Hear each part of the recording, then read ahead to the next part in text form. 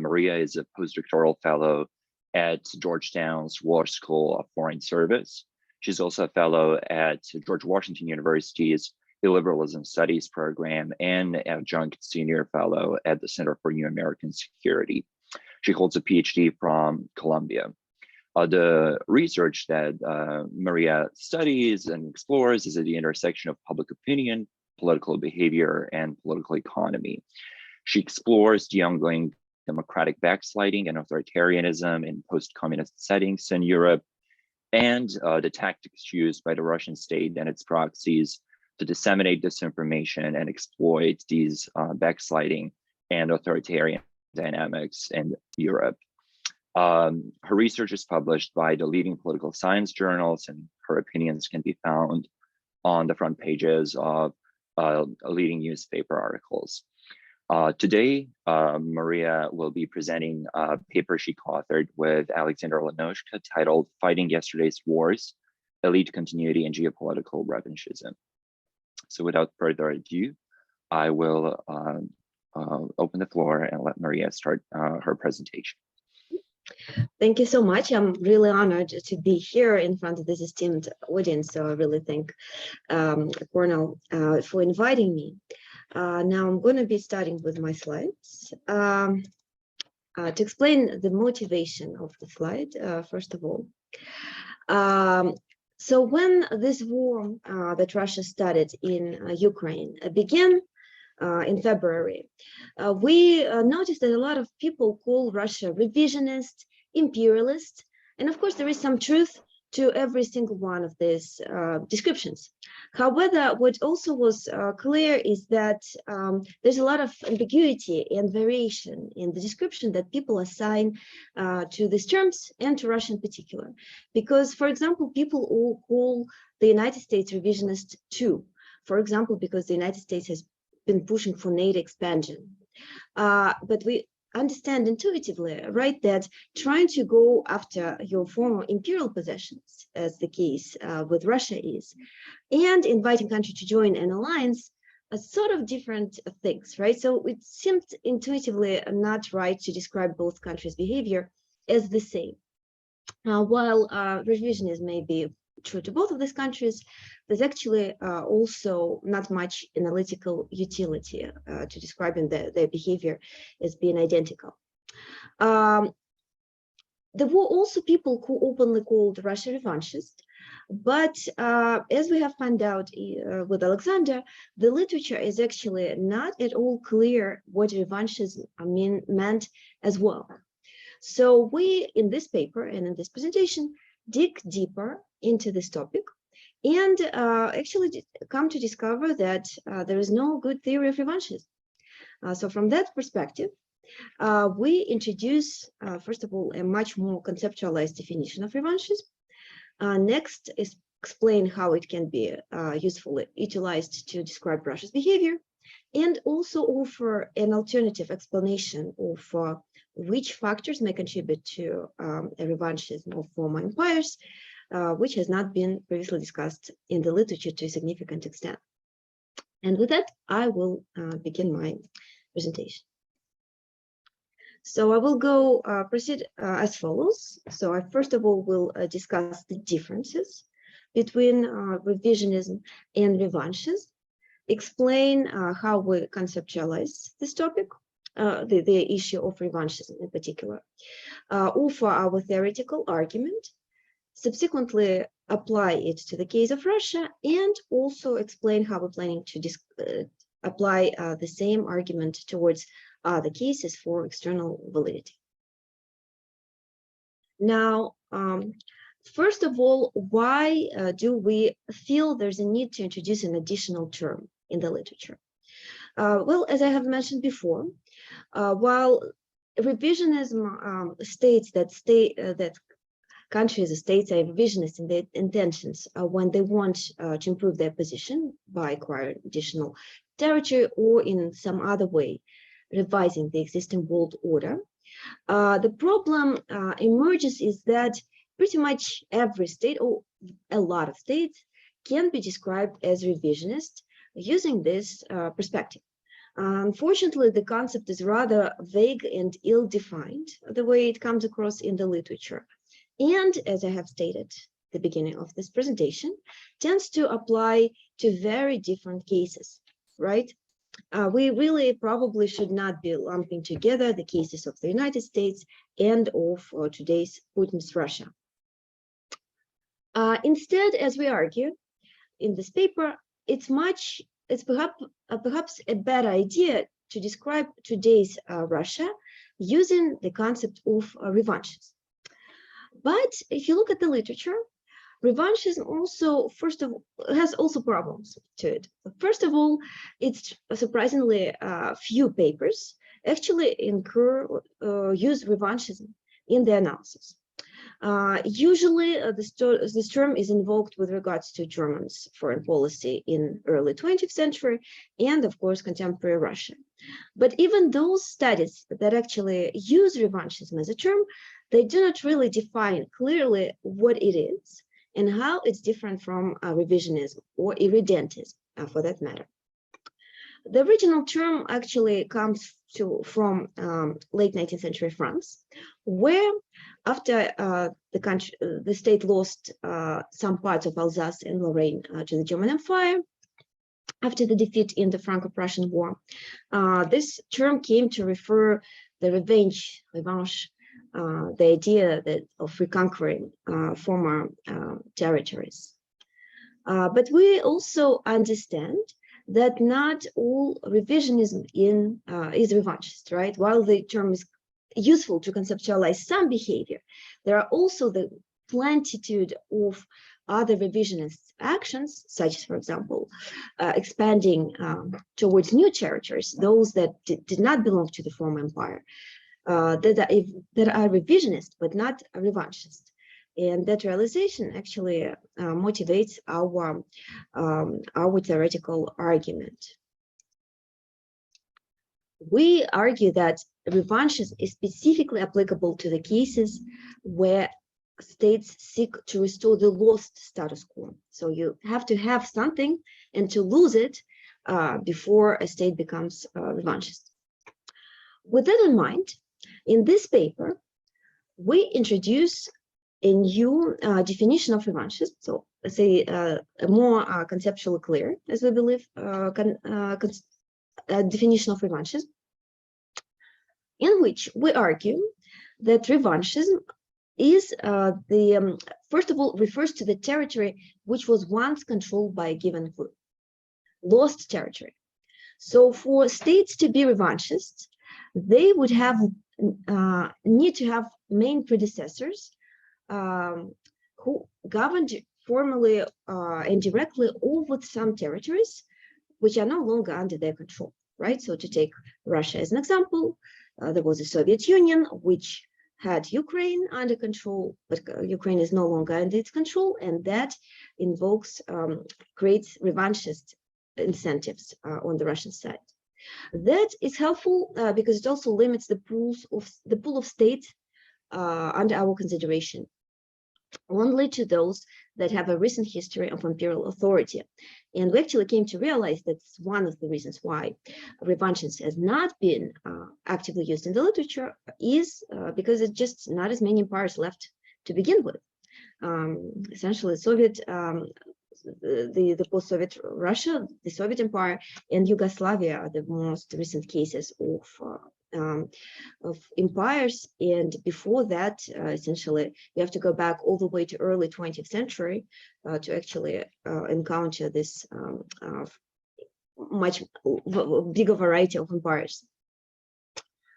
The definition is also helpful in that it also leaves out those non-imperial states that could be irredentist, right? Because, for example, there are ethnic claims for certain groups that reside outside of the territory of these states, but not necessarily revanchist because they do not have the history of controlling a given territory.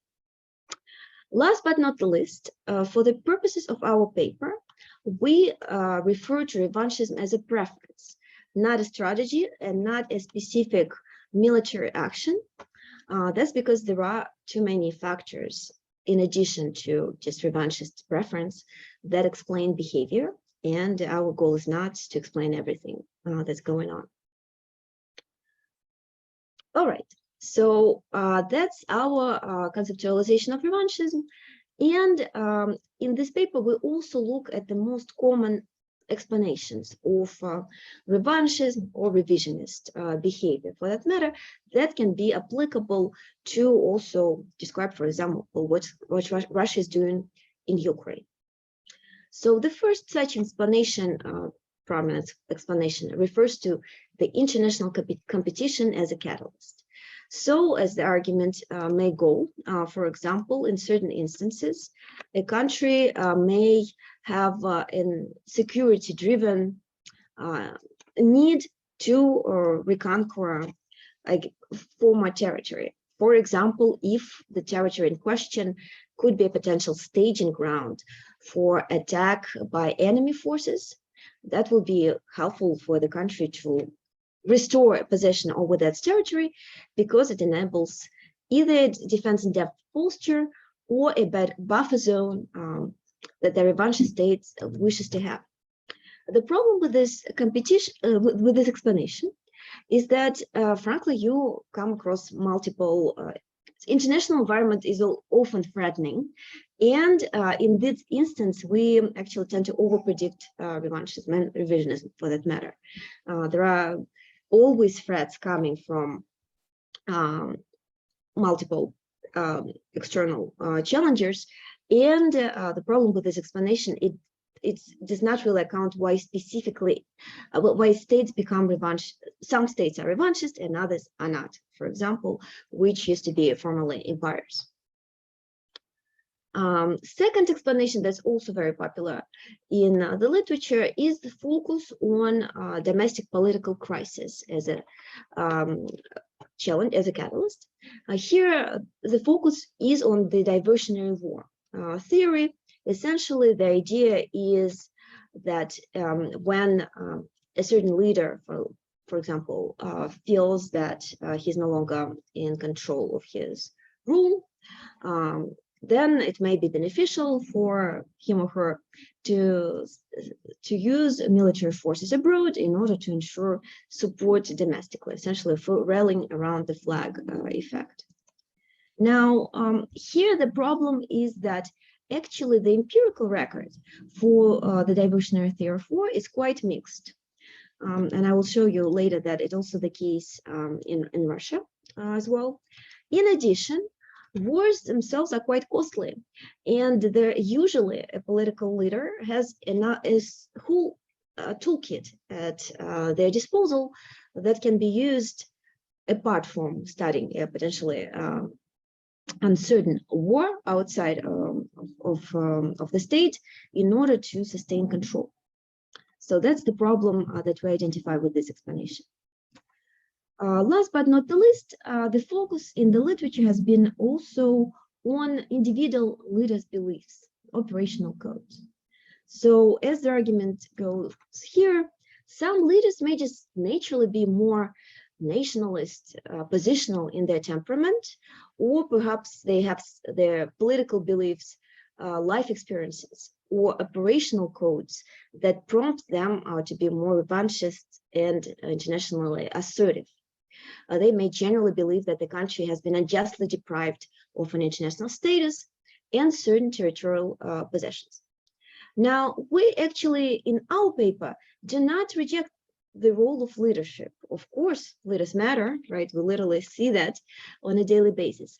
What we argue, however, is that the leaders usually do not emerge in a vacuum, and that the explanations that overemphasize the role of individual leaders tend to ignore the other factors that make the possibility of these leaders rising to power possible. More specifically, what we argue is that we need to go beyond individual leaders, right? The leaders also constitute part of the elite groups from which they come to power. And introducing the composition of the elites, the role of the ruling elites into the analysis, help us complement this explanation, which, as they argue, helps better account for the instances when states are revanchist. First of all, certain substantive beliefs endure and retain their salience over alternatives over time, right? And more easily they endure in a particular mix of people where such preferences, ideas proliferate. Oops, sorry. In addition, the basic continuity in the preferences that get expressed in state policy also are ensured primarily through the elite circles. When a particular group of people is in power, right? It's much easier for a political leader to embrace certain ideas when they're, at the very least, shared by the elite groups from which this person comes to power and in whose circles he or she operates. Third, and of course, perhaps the most obvious explanation is that, again, the leaders don't just appear randomly in power. Usually they're drawn from a particular set of individuals. And that, specifically the elite composition, constrains what sort of leaders can come to power in any given political system. I wanted to highlight one more time, we do not state that the individual leaders do not matter, but rather that the elites, usually in such states, tend to share beliefs, that these leaders tend to share beliefs with these elites, and therefore we need to go beyond individual leaders to understand what is actually going on. And with that in mind, we apply this argument, first of all, to the case of contemporary Russia. So the first thing, the way I'm going to apply this theory, this argument to the Russian case, first I'm going to examine each of the alternative explanations that I offered before and explain how each of them has its own shortcomings to explain Russia's revanchism. Second, I will address our main independent variable, elite continuity. Specifically, we operationalize this elite continuity by looking at the personal backgrounds of elite members under the new regime. So in Russia specifically, we're looking at the post-Soviet Russia, starting early 1990s all the way until now. The confirming evidence in our case would be a stability over a prolonged period of revanchist attitudes amongst a cadre of surviving elites in post-imperial states. So is it true indeed that the elites in post-Soviet Russia who have their background linked to the former regime indeed tend to share more revanchist preferences? And this is what I'm going to show now. So first of all, we chose Russia because, among other things, beyond is just the fact that it's quite relevant at this moment, unfortunately. Russia also has been a testing ground for many alternative arguments, and those alternative arguments have been elaborated in detail with regards to the Russian case. So the first argument, as I mentioned, has to do with international environment as a catalyst. Now, the most prominent argument in that regard has been made by John Mearsheimer, blaming essentially the Russia's revanchist behavior on NATO encirclement. Now, me and Alexander, we actually have published a number of articles against this explanation. Among other multiple objections to this point, we emphasize, first of all, the fact that unlike what the Russian elites tend to argue, the West, the United States and Europe in the past have actually undertaken multiple efforts to incorporate Russia into the new liberal order and various cooperative bodies. But even more problematic for this argument are the statements by the Russian leadership themselves, who, and Russian leaders at the time, Putin himself, actually did not have much issues with the NATO expansion. In our article, we cite specific quotes from Putin, for example, who even during the 2004 wave of NATO expansion argued consistently that the expansion was not such a big problem, as long as there was no military, infrastructure, or especially nuclear infrastructure located on the territory of the new state. Michael McFaul, who was a US ambassador to Russia during the President Medvedev's presidency in late 2000s, early 2010s, similarly argues in his own work that the issue of NATO expansion has not come up even once at multiple meetings between President Obama and President Medvedev, at which Michael was present. So that per se tends to undermine the importance of this argument, that it was specifically about the role of NATO expansion that created Russia's revanches. Now, the second argument focuses on a domestic political crisis, diversionary war. Here again, not as much empirical confirmation for it. In my own work that I've done, I actually see that, for example, decline in economic decline, the slow economic growth, does not predict more assertive speeches, more assertive arguments, rhetoric coming from Putin, for example. So that does not seem to hold empirically very well. And of course, looking at this war in Ukraine, one can argue that Putin actually was a much safer position domestically before the war, rather than now with all the international sanctions and unclear war outcome that he faces.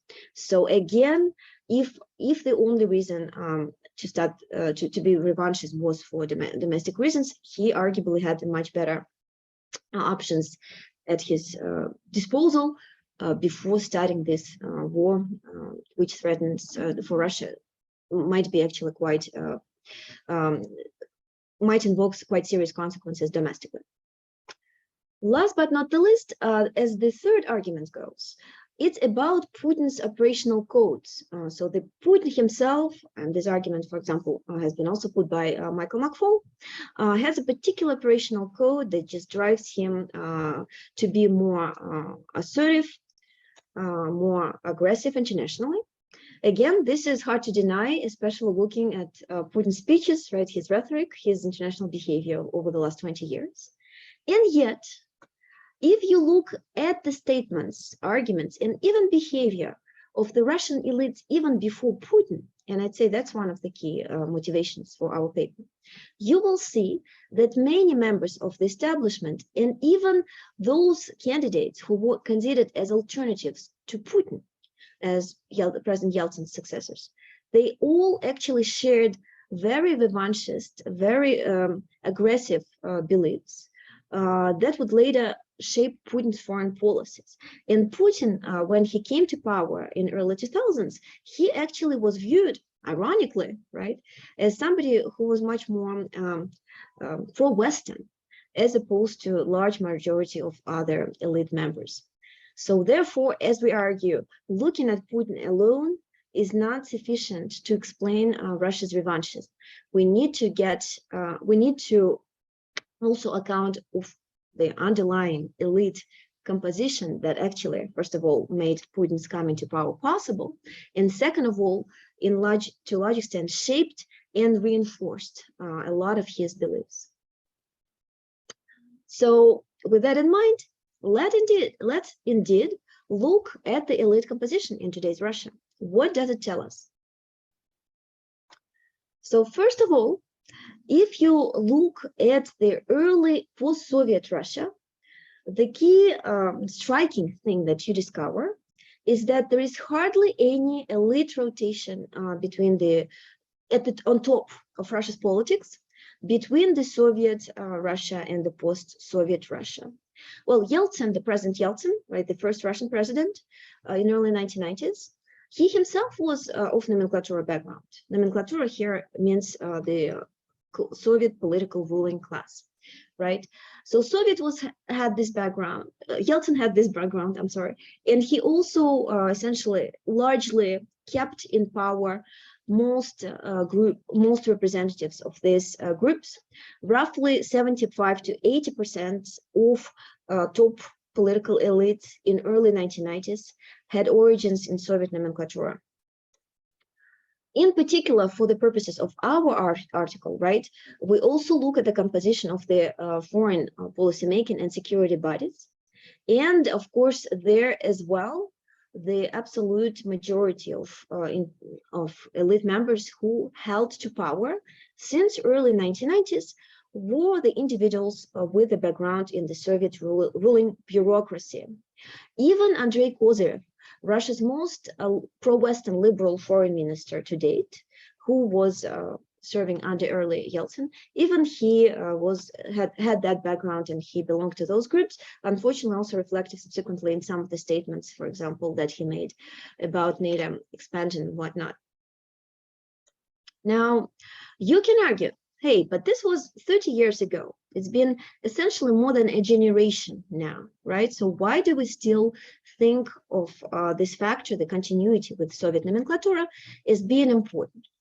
Well, my latest article in Post-Soviet Affairs can address that issue, right?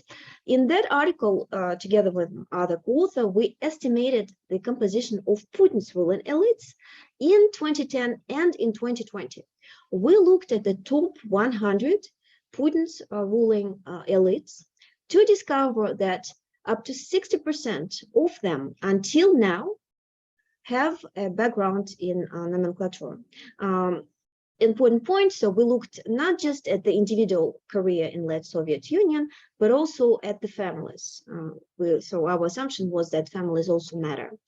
So they're either themselves from that background, and absolute majority of them have their own background in Soviet nomenclature. They're actually also because of their age and lack of rotation. And just a few individuals also are from the families with similar background. And these proportions, they remained fairly stable, also a reflection of lack of rotation in Putin's elites, ranging approximately at the level of 60%, with some decline primarily due to natural causes. Now, for our purposes, however, you might argue, so this is just the top political 100 ruling elites, right? What does it necessarily tell us about the foreign policies? Right? So in order to address that possible concern, we look at the share of individuals with nomenclature background, specifically in Russia's Security Council. In Russia's Security Council, it's in some ways analogous to the old Politburo, although not really, but essentially it's the main decision-making body in Russia, and specifically created in early 1990s to help president essentially run foreign and security policy domestically. So foreign policy and security are related issues. So how about security councils? What about their ties to nomenclature? So here's our graph. Essentially, we represent graphically the share of the individuals with nomenclature backgrounds. Here, nomenclature is strictly based on their late Soviet career, so their career in late Soviet Union, right? So you will see that approximately 80 to 70%, 70 to 80% on average of all Security Council members have their background in nomenclature. The interesting drop, by the way, that happens between 2008 and 2012, where the share drops a little bit from over 70% to less than 60%. That's actually President Medvedev. And it's interesting to see that his rule actually had some impact. Even in that regard, he was a little bit more of a westernizer, more of a reformer, just a little bit. So that, of course, all this evidence makes us conclude that the continuity with nomenclature is really very pronounced, right? So what about foreign policy, right? How does this factor play into Russia's foreign policies? Well, as we argue and demonstrate in this paper, the nomenclature's continual legacy has a direct influence on elites' foreign policy preferences. In particular, since early 1990s, Russian elites consistently express many of the statements that can be really constructed as revanchist. Among them, there is a deep insecurity about Russia's international status, an active desire to restore or at the very least preserve as much as possible of the Cold War status quo. The opposition to NATO West, the United States, comes up really early on and very consistent over the years. And of course, we see Putin eventually pick up that rhetoric as well. Here I say I have some quote from Yeltsin's, for example, from Yeltsin's advisor from early 1990s, expressing similar attitudes. Among other claims that are also very relevant for today's behavior of Russia internationally are claims to reassert Russia's control and ownership of parts of the former Soviet Union. The specific interest in this area is reflected early on, already in the 1993 foreign policy concept, when Russia is still fairly pro-Western. Increasingly, this line becomes more assertive. There, in particular, special role of Ukraine appears again since the start. Ukraine really is highly important for Russian leadership since early on. And already in 1992 and 1993, the Russian Supreme Soviet, the Central Russian Parliament, even passes the resolutions claiming to actually take back the Crimea, and multiple elite members at the time make territorial claims to Ukraine beyond Crimea as well. Now, perhaps that you can say those claims maybe came from individuals who were not very politically influential.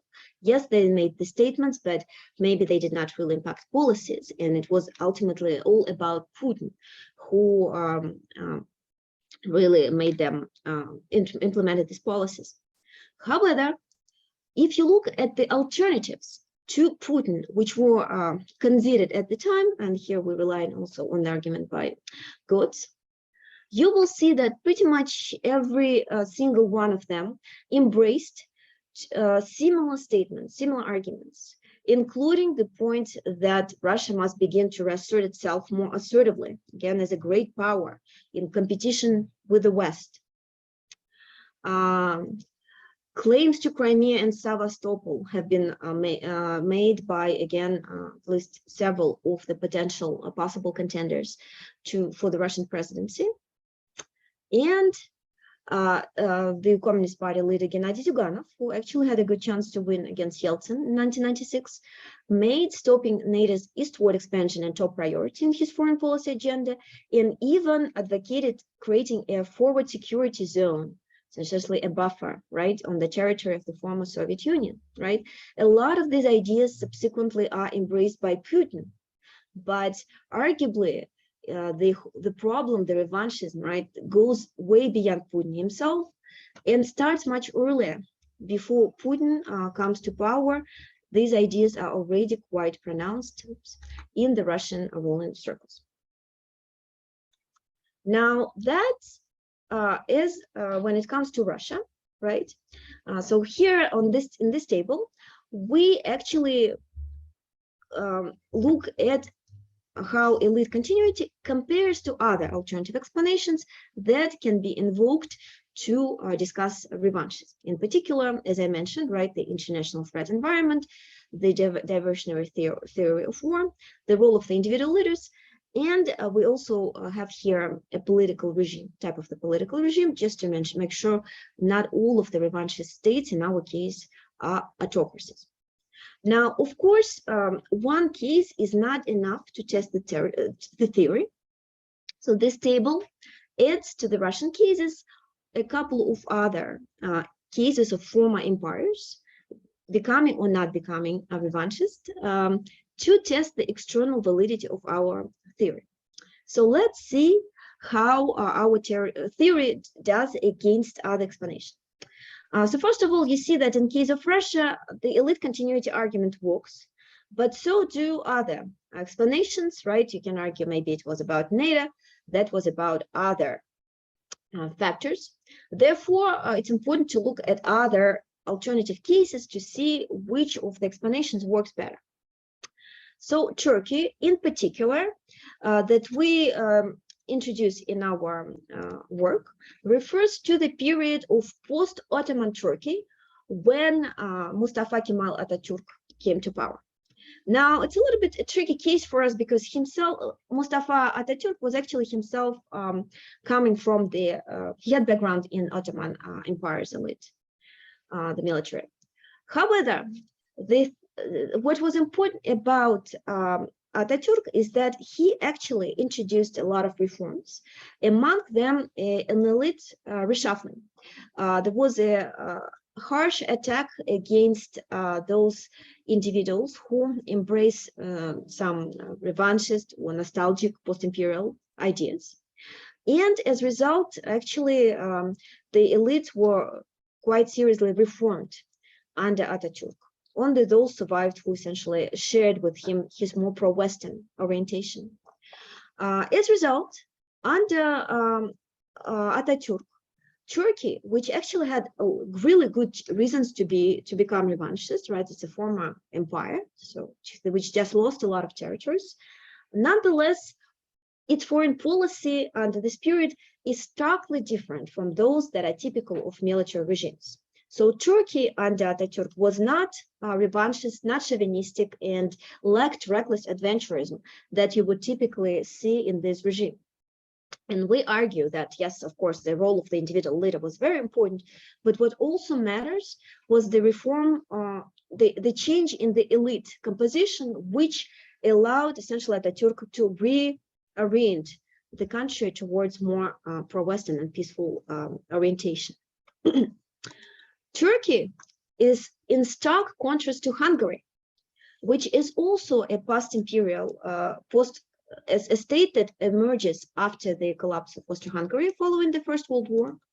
But here we have a very, very different situation. The leader in Turkey at this time is Miklos Horthy. He is the post-war Hungarian admiral who is essentially put in power under support of old Hungarian ultra-conservative aristocracy, which was promoting its own interests under the guise of the Christian religious doctrine. And Turkey, in stark contrast to, Hungary is in stark contrast to Turkey, actually at the time, starts embracing all sorts of revanchist ideas. So Hungary, of course, has lost a lot of other territories. It was a really big historical trauma, which actually is still echoed even in today's Hungary. But nonetheless, we see that Turkey and Hungary both actually lose as a result of the war, but it's specifically Hungary that starts embracing all sorts of revanchist ideas, partly because many of the elites in power, they have direct links to the former imperial regime. And of course, the situation eventually gets Hungary in trouble when, traumatized by the military defeat, the old elites shed those among them who were unwilling to be ruthless and revanchist, and who did not place great emphasis on monarchical nostalgia. Eventually, the country embraces a highly revanchist foreign policy, which ends up leading it to the Second World War and another defeat. So I think that Turkey and Hungary here is a nice pairwise comparison of two country cases, which actually come to illustrate the role of the elites in power quite dramatically. The next case that we consider is actually a case of a democracy. We talk about France, the Third Republic, essentially after the collapse of the regime of the imperial regime of Napoleon III. What happened is that as a result of the Franco-Prussian War, France at the time had to seize serious parts of Alsace and large parts of Alsace and Lorraine to Germany. And yet, despite the fact that country suffered a serious defeat, we actually do not see a lot of revanchism among its elite members throughout most of the Third Republic France all the way until First World War. Many historians that study France around that time argue that France never wanted the revanche, not even the first months that followed the defeat of Prussia. And we attribute this lack of revanchism despite actually quite challenging international environment and other factors that typically would lead to more revanchist orientation, specifically to the rotation of the elites in power. Those groups that were in power were less linked to the regime of Napoleon III and were largely preoccupied by other factors, essentially sustaining the democracy in the country rather than embracing revanchist attitudes. So once again, the lack of continuity with the previous regime probably played a role. And last but not the least, another democracy, Weimar Germany, which just as France finds itself on the losing side of the First World War. And again, it's actually democratic, so autocracy is not an explanation here. With high rotation of ruling elites in power, I think throughout this period, about Germany sees about 18 chancellors in power. The problem with Weimar Empire is that indeed the old nomenclatorial crowds from the Kaiser regime largely hold on to power, and most of these groups are revanchist. So Weimar Republic, Weimar Germany, since early on, starts embracing highly revanchist orientations. Already under Weimar Germany, the rearming begins, and Germany, in violation of Western restrictions, starts importing arms increasingly at a growing scale. That is partly, as we discuss in the paper, is the result of the fact that the Kaiser regime elites largely were able to hold on to power, preserved many of the elite orientations which were typical of the Imperial Germany, and unfortunately, eventually leading up to Hitler coming to power and everything else that happened. So once again, you have two democracies, France and Germany, which technically have similar preconditions from revanchism, but it's specifically, as we argue, the different types of elites in power, which explained why eventually these countries chose very different foreign policy routes. We also look at alternative explanations, and as you can see, some of them do better than others, but elite continuity is one factor that more consistently corresponds to lack or a presence of revanchist behavior. All right. So to conclude, in this paper, first of all, we introduce a new scholarly conceptualization of revanchism. We argue that's a term that's unfairly neglected in the literature, and we essentially think it needs to be better conceptualized.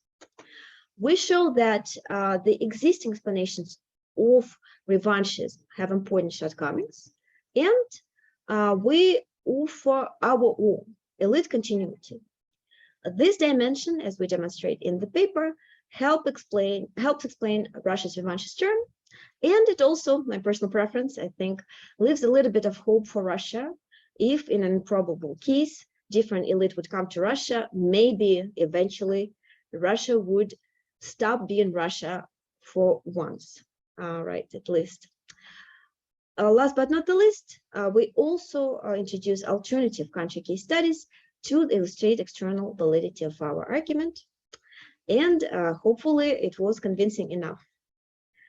With that, I will stop. Thank you so much for your attention, and I'll be really grateful for comments and questions.